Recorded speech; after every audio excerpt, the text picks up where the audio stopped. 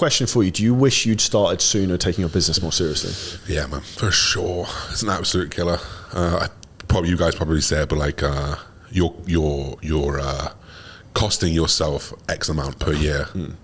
Ignorance tax. By not knowing. Ignorance tax. Like, you don't know what you don't know, so if I can go get it.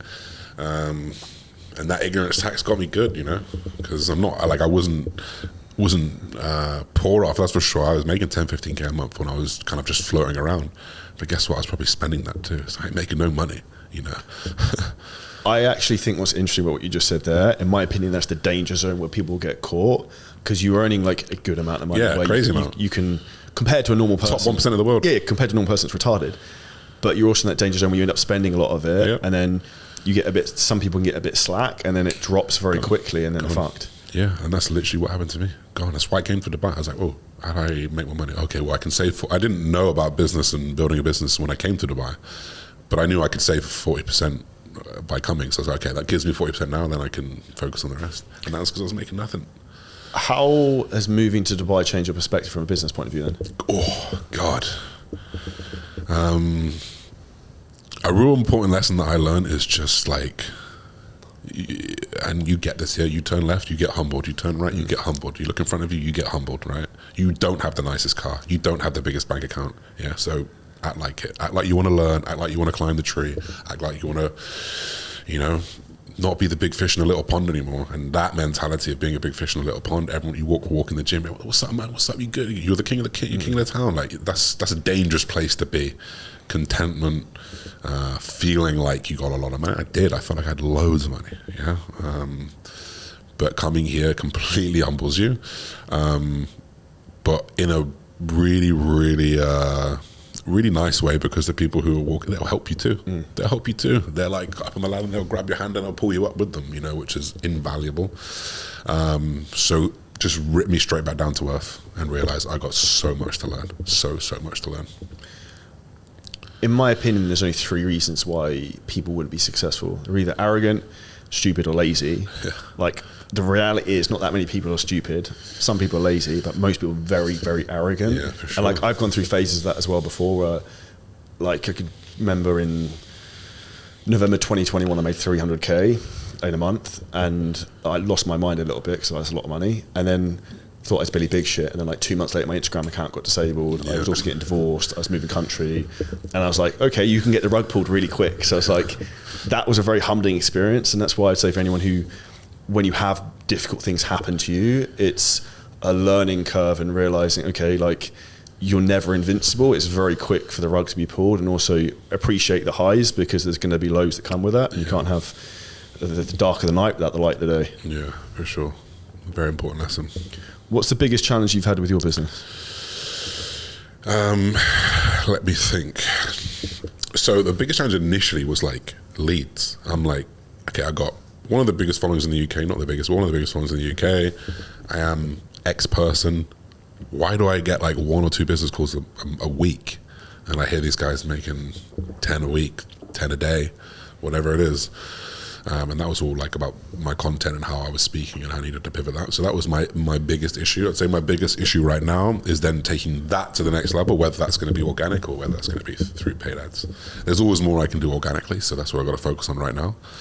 I just don't know where the ceiling is for the organic side.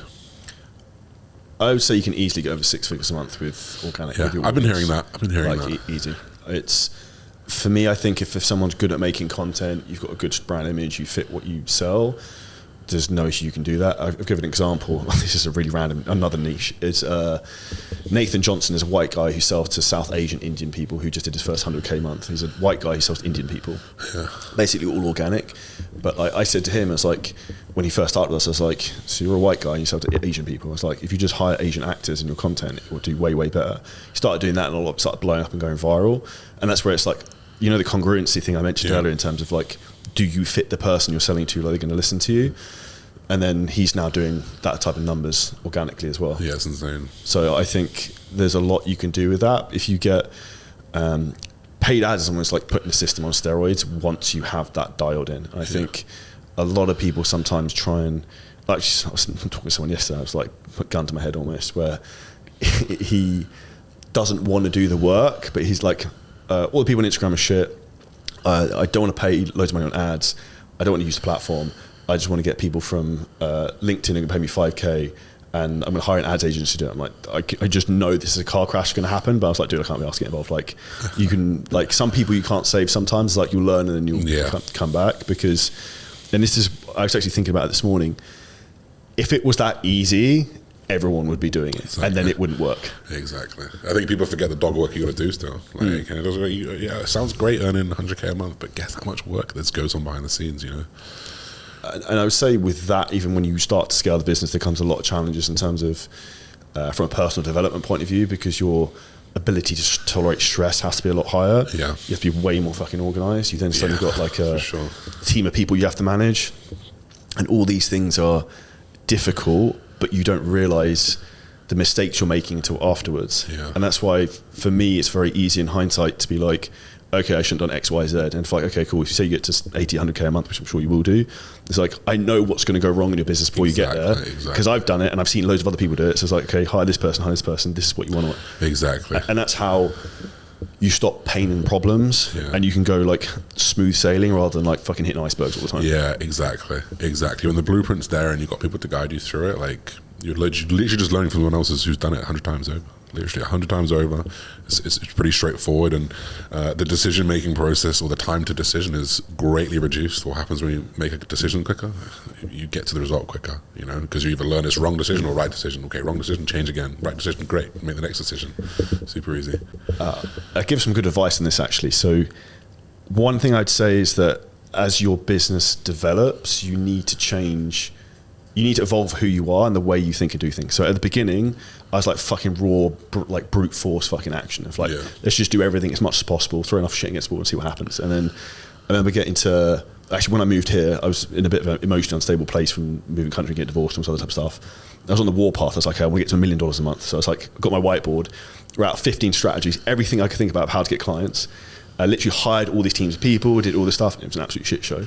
And now the big thing I've realized is that the bigger your business gets, the more you actually need to be slower with certain things of new strategies, because you obviously have something that's working. If you're making hundreds of thousands a month, it's about how can you fine tune those things in before be like, let's add another thing in. Because otherwise, if you're jumping left, right, and wherever, everyone who works with you is like, what the fuck are we doing? And has no clarity either.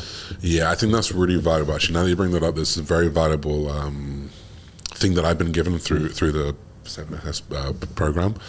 I wanted to run. I'm like, I want 100K. Sometimes you got to go through the problems of like 20, 30, 40, 50 before you can even have the know-how to do the 100. And I remember with Jack, I was having the conversation. I was like, I want to run paid ads. I need to do this. I remember you messaged me about that. I was about to say about that. I was like, I do this. He goes, no, hold off. Learn the process, understand the process, like, you know, let it sit. You know, you got to think in the real world, like, how often do you get a pay rise? You know, we're getting pay rises very, very quickly in this business. Just be content with it and like sit in it, understand it, and then like when the time's right, you can make that decision. That's real valuable. So with what you said there is actually a really good piece of advice for anyone. It's like, what problem are you trying to solve?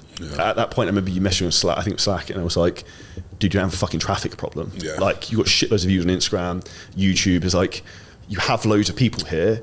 We don't need to bring in cold people who don't know who you are. So it's like, you max the fuck out of that and refine the systems with that, and then you go to cold, because if you can't convert on the people who already know you, you'll never sell on cold people. And that's a lot of the time I'll test just different types of messaging on stories, organic content, and see what hits. I'm like, okay, cool. If that type of language is really banging, I'm like, okay, cool. You could then go and try that in cold and see if it works.